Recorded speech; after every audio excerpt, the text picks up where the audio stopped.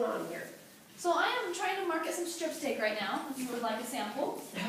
No, thank you. Not yet? Okay, maybe I can I'm do a one. vegetarian, and you know what? I don't agree with any of this. Okay, what questions do you have? Well, it really makes me angry what you guys are doing to the environment. I've watched all that stuff on YouTube, and the way that you guys are raising these cows isn't sustainable.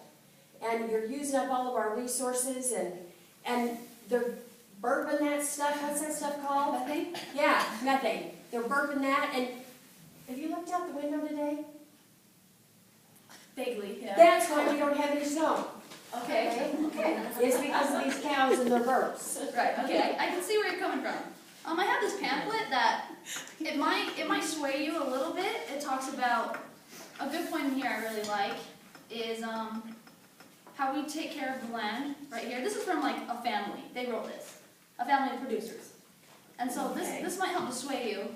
I also So it's have probably a little biased, right? it might be a little biased, you're right. You're very right. But I think one person represents pretty much the whole. And I noticed you said a lot about the videos. Are you talking about Well, tell me which videos? if you see it on YouTube, Mm-hmm. it's usually true. In some cases, yeah. And so, I don't know, this is pretty wishy-washy with me. Somebody, I don't know. Okay, well, I do want to touch on your YouTube.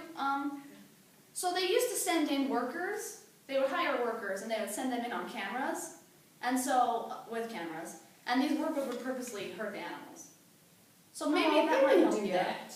Well, some people, I mean, like you said, a lot of things are kind of twisted in this world. And they've actually made a law about that. It's called the Ag-Gag Law. And it's illegal to film inside slaughterhouses now.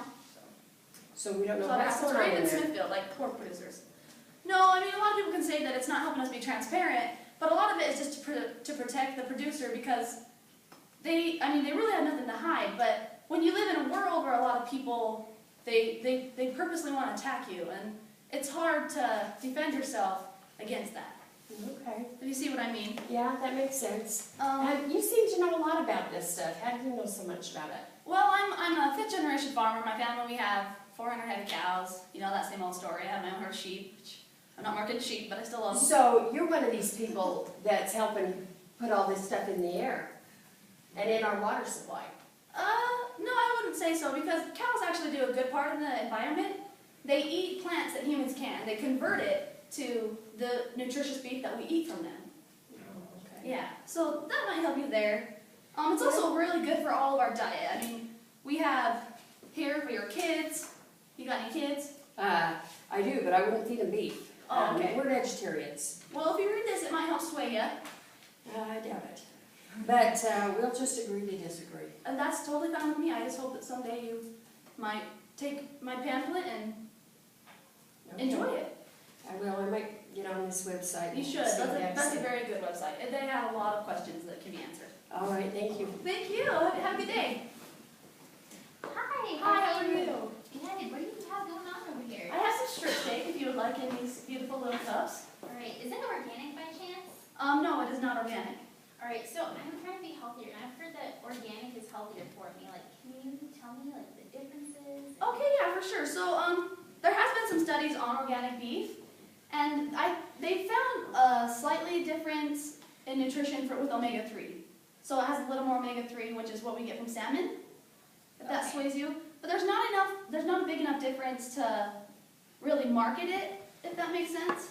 Okay. And I just think it's completely up to you. If you agree with organic, if you think that your animals are going to be the meat you're eating is going to be healthier because it doesn't have pesticides, it didn't eat any pesticides, then that's totally up to you.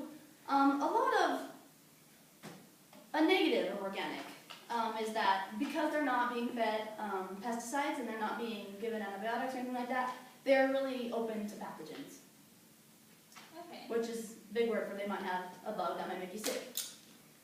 Okay. But I have some pamphlets if you want to come look here. Let's see. So then, why should I eat beef? Because I mean, it's really expensive too. And so, like, what are the reasons? Now that you know they might have pathogens and. Right. Yeah. Well, this is a good fact I like to use to kind of help you put it in terms like just the advantage. So for the same amount of protein. You can eat 7 tablespoons of peanut butter, which my dad kind of eats peanut butter by the jar, so I guess some people do that. Or you can have a 3-ounce steak. And the peanut butter is going to have around 700 calories, and the steak is about 190-ish.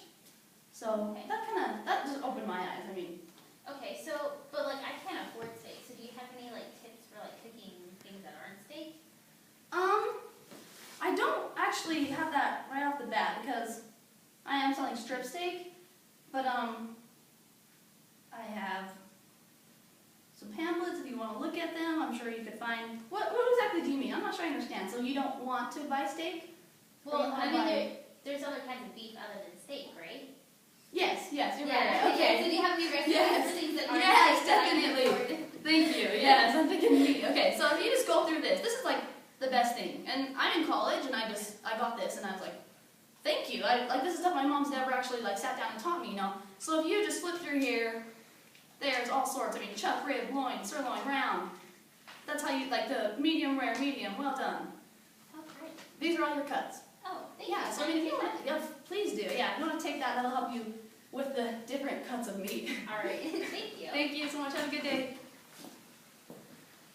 Hi, what have you got going here? Hi, I am actually selling strip steak over here. Strip sirloin steak. Oh, that looks so good. Yeah, it's Thank you. located.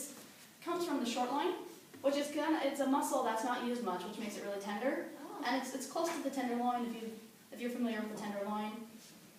What's different between tenderloin and like a T-bone? I don't even know. A T-bone comes from actually has the bone in. Oh, okay. Yeah, Okay. and so they just come from different parts of the cow. Okay. Yeah. So I don't usually cook beef because I'm so busy. I have 6 kids and I'm just running crazy busy all the time. Right. It takes a long time to cook beef, doesn't it?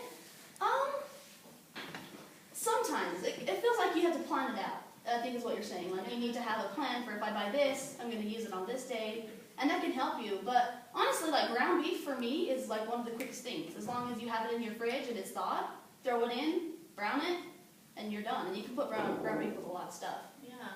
What's one of your favorite meals that you like with beef? Oh, lately I've been on a stir-fry kick. I'm trying to be more healthy myself, you know what I mean? I'm aware of my diet. So I like to take just a sirloin steak from my freezer. I mean, we have our own meat, so I don't have to buy it. It's really nice. It's always in my freezer. I think I'm the only college student who has that. It's great. But so I go get that, I slice it up, and I put it all in the same skillet. I use like a Lodge pan. Have you ever heard of those? It's like a, yeah, Dutch oven, like yes, exactly. They're sweet. They're way cool. I put that, I put green peppers, onions, mushrooms, brown it all together, boil some rice, put the rice in there, multi-grain rice. I'm trying, right? And then I stir fry it. It's wonderful. No, that sounds really good. Yeah. I have picky eaters in my home. Okay. Is that something you have some ideas I for? do.